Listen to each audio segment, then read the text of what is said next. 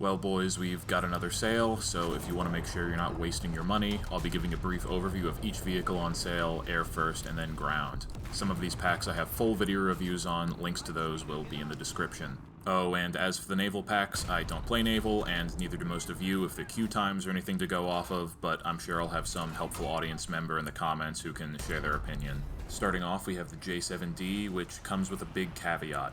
No judgment, but if you're newer to the game and your typical playstyle in ARB is to just fly right at the enemy team and spam missiles at them, this vehicle is going to feel unbelievably overpowered. That's because it carries PL-5 and PL-7 missiles, which are some of the best rear aspect air-to-air missiles in the game, both with over 30 Gs of pull and crazy range. It carries no BVR weaponry though, and as for the airframe, it's basically a MiG-21 MF, so it's not too impressive for the BR, which bothers me a lot because I'm a tryhard. But it's not the end of the world, overall, B tier. Next we have yet another heavily upgraded MiG-21, the Bison. This thing is basically a MiG-21 BIS with a massively upgraded radar, access to a helmet-mounted sight, as well as R-73 and R-27 missiles. The flight performance is going to be a bit poopy for 12.3, but the weapon systems are pretty nasty, especially those R-73s paired with a helmet-mounted sight, so overall it should be good enough to get the job done, B tier. Next we have the Mirage F1C200. I have a full review on how to play this vehicle linked in the description.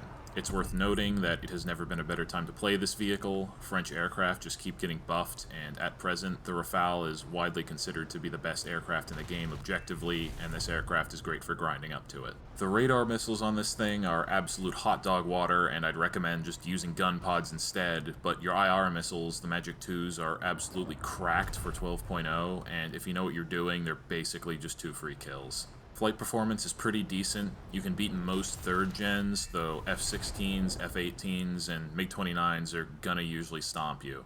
Again, because of how strong the French tech tree is, that only adds to its value and makes this a fantastic pickup. And this will also be very helpful in actually teaching you how to dogfight as you grind. A tier.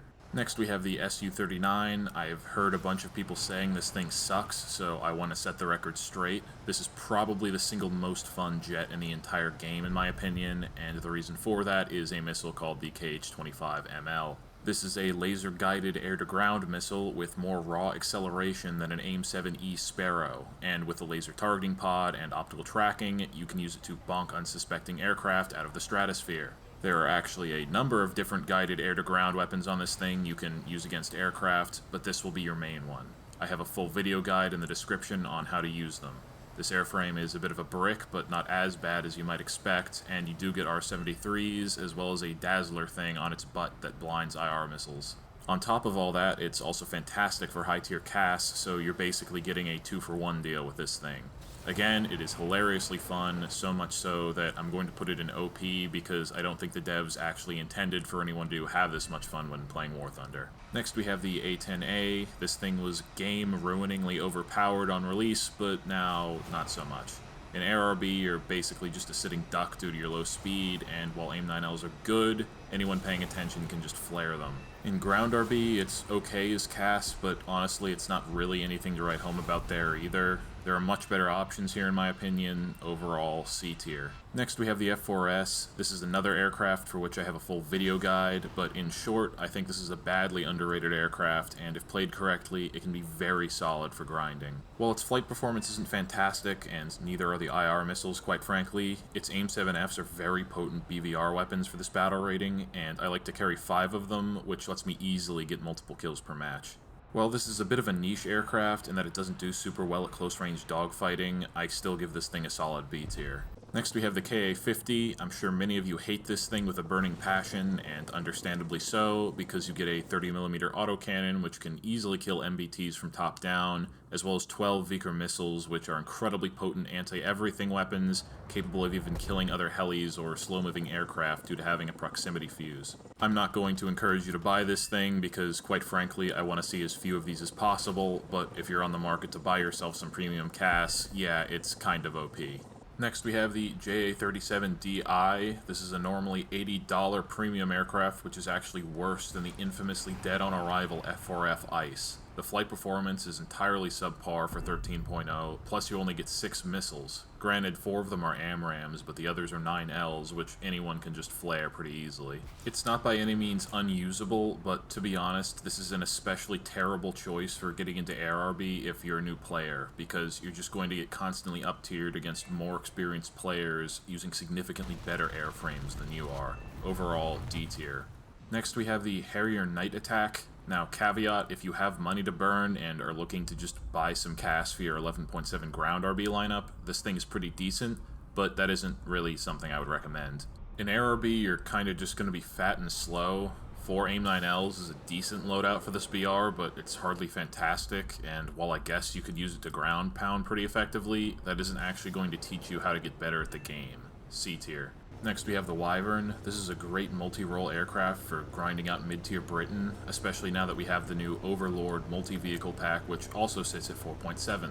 Flight performance is good for an attacker, the guns are pretty punchy, you can carry rockets, bombs, and hell, even anti-ship weapons for naval. If you're a hardcore British main, this is an absolute no-brainer, especially for the price. A tier. Next we have the P-51D-20. This is similar to the Tech-Tree D5, except with an improved rudder, and like that aircraft, it's not going to be particularly dominant. It's not bad, it's pretty maneuverable, but its climb rate and energy retention are kinda poor, plus the 50s don't hit very hard. Yaks, Spitfires, and BF-109s are going to absolutely tear you to shreds in this thing, and there are just much better uses for your money in my opinion. C tier. Next we have the AMX A1. I've been called out in the past for not hating on this thing hard enough, actually. The flight performance is pretty crap, but it does at least get 2 very maneuverable all-aspect missiles and 6 500-pound laser-guided bombs, which is pretty respectable. I think this is pretty alright if you're trying to buy yourself some CAS for ground RB, but otherwise C tier. And wrapping it up, we have the AV-8S Matador. It's a Harrier, so it's a bit of a brick as you would expect, though it does have a bunch of countermeasures and AIM-9Js, which is alright for 9.7. Still, I would only really recommend you buy this thing if you're a really hardcore Japanese main and looking for some CAS for your 9.7 lineup. Otherwise, I don't think anything else about this aircraft particularly sticks out. C tier. Moving on to ground, we start off with the T-80U E1. A full review of this vehicle will be linked in the description, but in short, it's a quite well-armored and mobile MBT. The problem is, though, that its firepower is rather subpar for the battle rating, having not particularly great penetration or reload speed. Overall, it gets the job done, not great, not terrible, B tier. Next we have the BMD-4M. This vehicle is a good example of what happens when you go all in on firepower and mobility. It is very fast, it has both a 100mm main gun, which fires barrel-launched ATGMs, as well as a coaxial 30mm, which has APDS belts. This thing is very commonly used for speed-running nukes, and I think that should tell you what kind of pain the enemy team is going to experience if, God forbid, you manage to outflank them in this thing. Overall, very fun and funny vehicle, A tier. Next we have the RDF-LT. Full review is in the description. Basically, this is an unarmored and rather sluggish light tank with a 75mm autocannon. This is one of those vehicles which is situationally very powerful. I've gotten multiple nukes with it, but it doesn't have the same level of versatility as something like a main battle tank. If you're looking to expand your 11.7 lineup, I think this would be a great addition. However, it's really not going to hold up as well as just a standalone vehicle to carry a lineup, and for that reason, C tier. Next we have the Leopard 2A4M. Full review of this will be in the description. Overall, this is a very solid vehicle in basically every area other than armor, which is a tad bit deficient for the battle rating, though it does get Gen 3 thermals, which is very nice. Given the current matchmaker, you might argue that this is your best overall pick for grinding out Germany, since 10.7 gets sucked into up tiers constantly. I rate this thing a solid B tier. Oh, and don't forget to take off the mine protection and slat armor modifications. That will save you a ton of weight and increase your mobility pretty noticeably. Next we have the Merkava Mark III. This is a very large tank with no composite armor on the hull, and rather poor composite armor protection on the turret, plus being almost 70 tons, it's not especially mobile either. The Tech-Tree Merkavas aren't much better off, so I don't really see any reason to buy this thing. D tier. Next we have the Christian II. This is basically a copy-paste Leopard 2A4 with some different smoke launchers.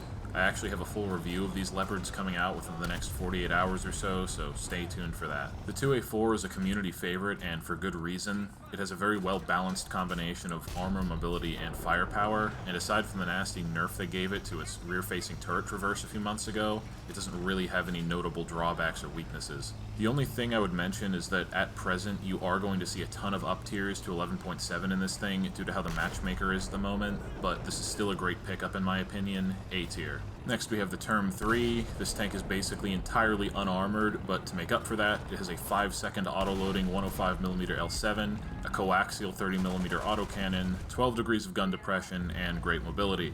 If you enjoy flanking, you're going to absolutely love this thing, A tier. Next we have what I think is pronounced the Sumwa SM. You can basically think of this thing as a King Tiger with an oscillating turret, a 4-second auto-loading 100mm gun, and a 1000 horsepower engine. I know there are a number of people out there who consider this to be their favorite vehicles in the entire game, but there are two important drawbacks I should mention. First off, the 100mm only fires solid shot, no HE filler, which means that you'll need to be very careful with shot placement.